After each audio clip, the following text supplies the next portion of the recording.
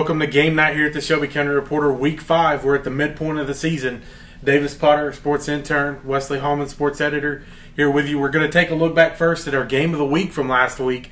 Briarwood played host to Chelsea, and we both kind of called it, Davis, that Briarwood was just a little too strong for the Hornets. What was your take from that game? Well, I guess if anybody had any more questions about Briarwood's defense, those were probably answered. I mean, here was Chelsea team that came into this game averaging 32 points a game, and the Lions shut them down for 7. I mean, I think the impressive thing was that Briarwood really made them one-dimensional, really took them out of their game. We talked about last week Julius McCall, DJ Washington, really a force in the backfield for the Hornets.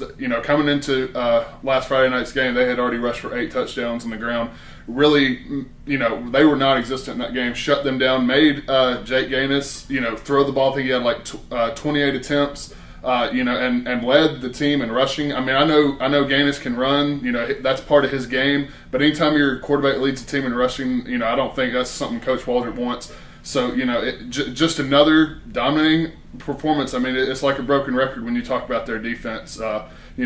Just shut them down totally, and they're just looking to keep improving on the season. And I think that's definitely what they're going to do. It looked like one of the stronger teams, maybe one of the frontrunners to contend for that Class 5A state championship. It certainly was an impressive defensive performance, Davis. This Briarwood defensive line starting to look like that 2007 defensive line that really helped the Briarwood make it all the way to the Class 5A championship game. Yep. We'll see Friday night. They play Vestavia if they can be another contender in that same mold 2 years ago competing for the state championship. We'll find out on Friday night a lot more about the Lions. Chelsea, the running game really had problems. They had some injuries. I really think they're still a playoff contender in that region. They've already got 2 region wins under their belt. I think that they'll make a strong run at a playoff performance. But certainly Briarwood has all but clinched that region championship. They just have to win the games that they are supposed to win, and they'll claim another region championship in Class 5A. In another big game last week, we saw Spain Park playing host to Oak Mountain. The Jaguars pick up a 21-7 win, their second region victory in a row. What was your impression from that game, Davis? Well, I guess you can't count the Jaguars out anymore. What looked early on as maybe a rough season for Coach Bergeson, who has stepped in for Coach David Shores before the season started. They got out to that 0-2 start, but all of a sudden they've righted that ship. They won 2 region games in a row, and they quietly snuck back in there and could be a player for that region championship there.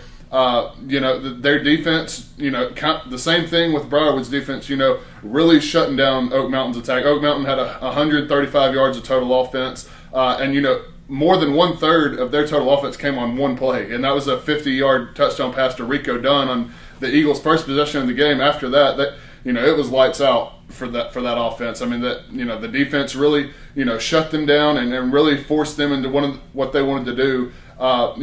The Eagles, they're young, they're inexperienced. Coach Harris is telling me after the game they're not helping themselves at all. Shooting themselves in the foot when they get a drive going, when they start moving the chains, moving the ball down the field. It's a penalty, it's a negative play. It's something that they really can't afford to do, being not a very explosive offense as it is. But give credit to Spain Park. They could have folded the tent early. They could have shut it down, but they've come back fighting. And like I said, they're right back in the thick of things in that region championship race. The Jaguars certainly have showed some resiliency after losing the first 2 games. Fought back for 2 region wins. With the way things are setting up, the Pelham-Thompson games are going to be big for them. You win one of those 2, you're in really good shape for a playoff spot. And who would have thought after the way the season started for Spain Park? They've really come a long way the past 2 weeks. For Oak Mountain, this year is just going to be a learning experience for a lot of the players. They've had injuries. They've had adversity. Really looking to just, hope to win a game or 2 here or there is going to be the plan for Jeff Harris and the Eagles, and try to get experience to make a run at the playoffs next year. But Spain Park, as you said, really strong. They host Bob Jones on Friday night. It should be a great game. A top 10 team in Class 6A. We'll see if they can take it the next step and see if they can pick up a win over the Patriots. In our game of the week this week, we've got Montevallo traveling to Vincent. She looks like an equal matchup on paper coming into the game, with Vincent having dominated the past couple of weeks in their 2A region.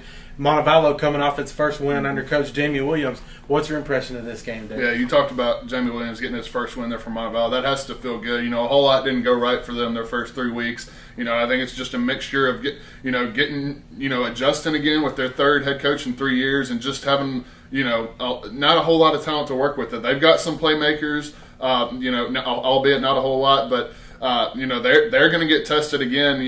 Going out of their class, playing Vincent from 2A. Vincent, they've really got on the right track here the last 3 weeks. They've won the last 3 games in a row after dropping their opener, and in that span, they've scored 114 points. So Montevallo, they got a big test in front of them, but like you said, it's 2 equal matchups. Two teams that like to kind of do the same things. They kind of mirror each other. It should be a good contest there on Friday night. I agree with you, Davis. It'll be interesting to see how the Vincent offense, which has had a great past 3 weeks, how will they match up against the Montevallo defense, which will probably be one of the toughest ones that they've seen this season. And on the other side, you've got Montevallo going up against the Vincent defense. We'll see how that plays out, but it should be a great game on Friday night in Vincent.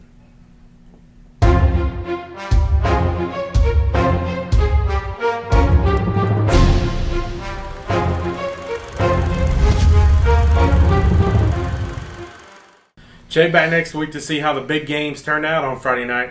I'm Wesley Hallman. And I'm Davis Potter. And this is Game Night here at the Shelby County Reporter.